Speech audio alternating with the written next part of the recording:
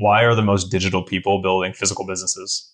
Why aren't they building digital businesses? And I think most of my conversations right now are just that. Actually, it's just education. It's like, this is, the ambition that you have to be able to grow this into like a huge brand, and the ambition you have to be able to grow, like, sell this course to like millions of people. You can also apply that exact same ambition and skill set into building a software product. And by physical products, we mean CPG, restaurants, retail stores. And it's not to say that they can You or can. shouldn't do Yeah, that. you can. Yeah. It's just starting a restaurant, maybe one of the most challenging businesses you can run. I mean, the failure rate for restaurants is astronomical.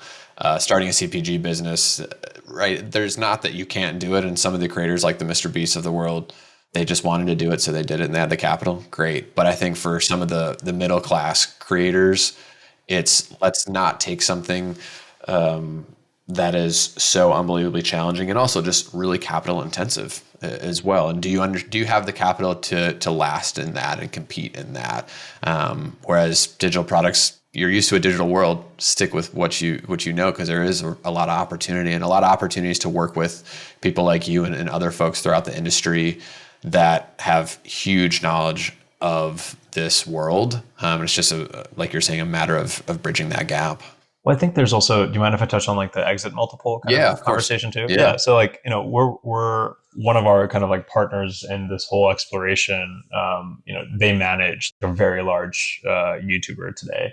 And they have done all these, they've done physical businesses, they've done restaurants, they've done like alcohol brands, they've done all those things. And the reason why he's kind of gotten up to speed really fast is because he's like, man, A, like you said, these are super capital intensive.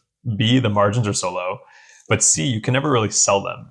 Like, it's hard to sell a restaurant. It's hard to sell like an alcohol brand. Like, it might be possible. You could, but, and even if you do sell it, the multiple at which you sell it at is usually on your profit. So it's like, so again, it's like it reduces. It's not the revenue multiple. It's like a profit multiple. And for software businesses, at least till today, who knows if it changes over the next like 5 to 10 years with AI kind of coming in, it's a multiple of revenue.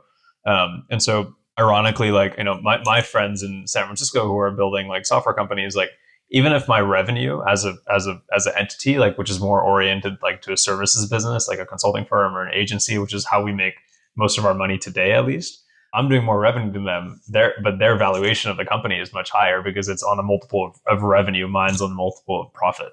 And so it's always just like a stupid kind of, back and forth of like, oh, like, I'm more valuable.